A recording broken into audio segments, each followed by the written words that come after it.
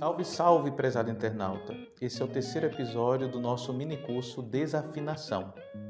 Eu quero propor nesse encontro de hoje para você quem está, na verdade, conduzindo o leme. Essa é a grande pergunta que nós vamos meditar nesse nosso encontro. Quem conduz o nosso leme? Quem conduz a nossa vida? Somos nós mesmos?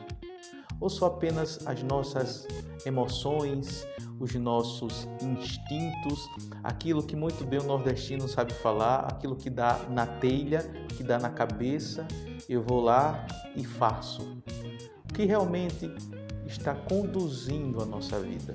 Sou eu que estou sustentando, segurando o leme? Eu vou deixando a vida me levar, agindo meramente por esse lado emotivo, pelas sensações, pelas emoções. Bem, se eu busco sinceramente me empenhar, me esforçar, estudar, ordenar, organizar, buscar um foco, então eu estou direcionando a minha vida, eu estou segurando o leme da minha vida. Porque isso é um fator determinante para quem quer, no mínimo, ser afinado. Para quem quer, no mínimo, não ser profissional, mas trabalhar de forma decentemente com a música. Seja a música como um hobby, seja a música de forma amadora, mas é preciso existir uma ordenação, um equilíbrio, um processo constituído por várias fases para que a gente possa ir paulatinamente se desenvolvendo, para que a gente possa gradativamente crescendo. Então, eu quero que você, meu amigo e minha amiga internauta, entenda que a arte musical, independente se é instrumental, se é a vocal, ambas possuem um movimento interno. O que é esse movimento? É o ato que eu tenho, por minha própria vontade, de querer me desenvolver. Por isso que a gente diz que a música, ela não se aprende, ela se faz, porque ela surge desse movimento espontâneo. Ou seja, eu preciso me mover deliberadamente, fazer uma ação, promover um ato, para que assim eu possa aprender a cantar, para que assim eu possa ser afinado, para que assim eu possa aprender a compor, para que assim eu possa aprender a tocar, a reger.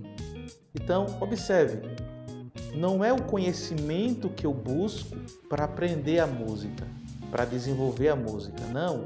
É um ato que eu busco realizar em prol daquilo que eu quero fazer. É um movimento que eu direciono. Eu vou convergindo aquilo que eu quero fazer com a música, com a arte musical. Então aí a gente já entende que a música é um movimento que me direciona para ela. E assim a gente percebe que a música é uma arte, é uma ciência que o homem não criou, mas que por Deus foi revelando ao homem essa arte divina.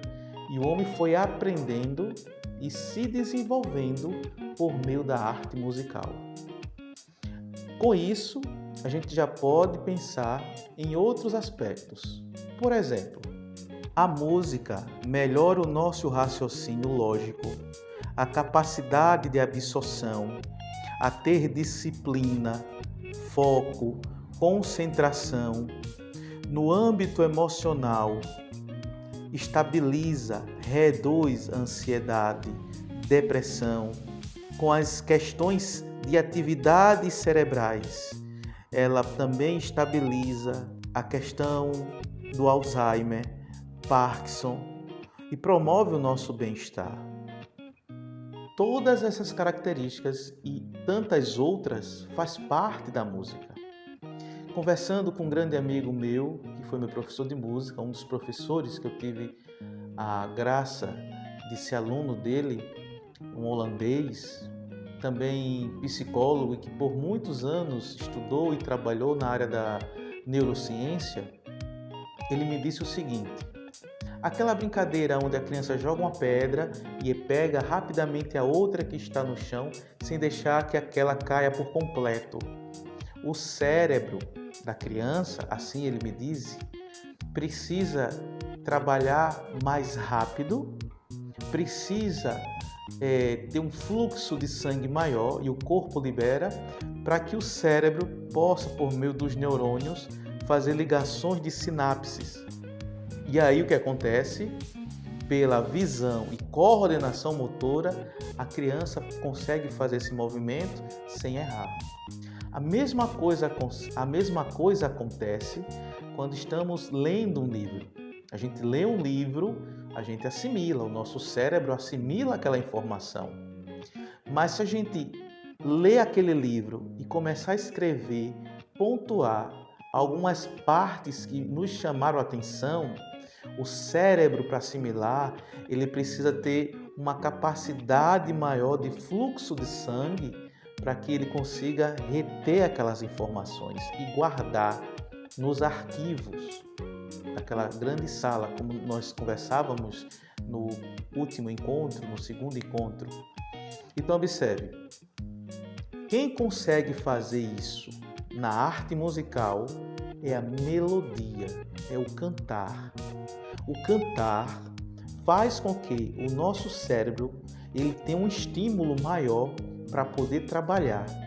E o nosso corpo, percebendo isso, libera mais sangue para que o nosso cérebro consiga desenvolver essa arte, essa habilidade de processar e absorver essas informações, como eu disse, com os neurônios, fazendo novas sinapses. Então, observe, prezado internauta, que o cantar é tão importante quanto tocar. Quando um aluno está desenvolvendo um instrumento harmônico, como o violão, como o piano, o teclado, e ele obviamente vai ter dificuldade em tocar as duas mãos, fazendo movimentos opostos, até mesmo uma polirritmia em sentidos diferentes. Isso é natural, mas quando ele faz isso e canta, tudo vai se resolvendo, tudo vai se ordenando, tudo vai se concatenando. Uma outra questão, acontece que a própria arte musical, o canto, como ele já atendeu crianças que teve depressão na infância, o simples fato de promover ou de buscar aula de canto fez com que essa criança, aos poucos, fosse corrigindo, a palavra é essa, corrigindo aquela depressão. Porque o ser humano tem uma capacidade tremenda de se autocorrigir. Muitas vezes a gente não sabe nem percebe isso, mas o ser humano tem sim essa habilidade de se autocorrigir. Uma outra questão que ele falou, que por meio do cantar, por meio de fazer esse movimento da dança e do canto, alguns pacientes que ele teve de Parkinson conseguia fazer o gesto de ritmo como uma marcha e o canto ao mesmo tempo e corrigia os movimentos de Parkinson, que a gente sabe que é um ato não voluntário, e sim involuntário. Então perceba que o canto, a arte do canto, é de extrema importância para qualquer pessoa. Por isso que a maior finalidade da música não é formar um musicista, é formar uma pessoa, é formar um cidadão. Com isso, eu quero falar para você que é muito importante que o desafinado busque esse estudo. Busque de forma paciente, com persistência, com perseverança, esse estudo de, aos poucos, e compreendendo a música, aos poucos de buscar essa percepção auditiva, essa excitação por meio do ouvido externo, médio e interno, como falamos no último encontro, para que ele possa se desenvolver. Isso é importantíssimo. Vale salientar que, ainda falando sobre a questão da música como uma cura, a música no sentido da medicina, a música no sentido de terapia. Fur Elise, uma peça para piano de Beethoven, é constatado que ela reduz o grau de descargas para epiléticos. Não só ela, como também uma sonata para 2 pianos em Ré maior de Mozart, K448, essa é a referência. Também essa peça, essa sonata, faz com que, são estudos comprovados desde a década de 90, que o nível de epilepsia em pacientes reduziram drasticamente ouvindo essa sonata. Como eu disse, não só a arte musical vocal, mas a arte musical instrumental é de grande valia para todos nós, não só para músicos, mas para todos nós.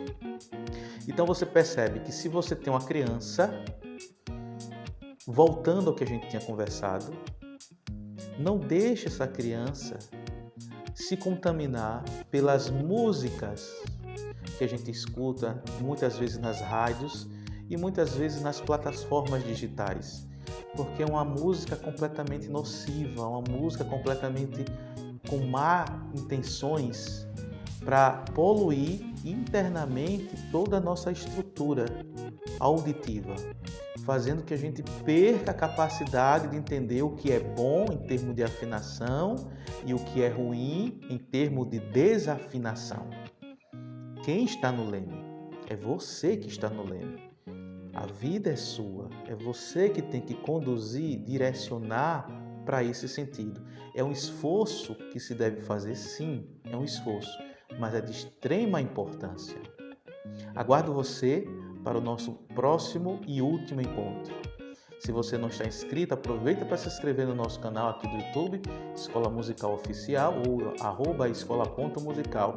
Clica no joia, clica no sino para receber as nossas novidades e também aproveita para nos seguir na página do Instagram com o mesmo endereço, @escola.musical.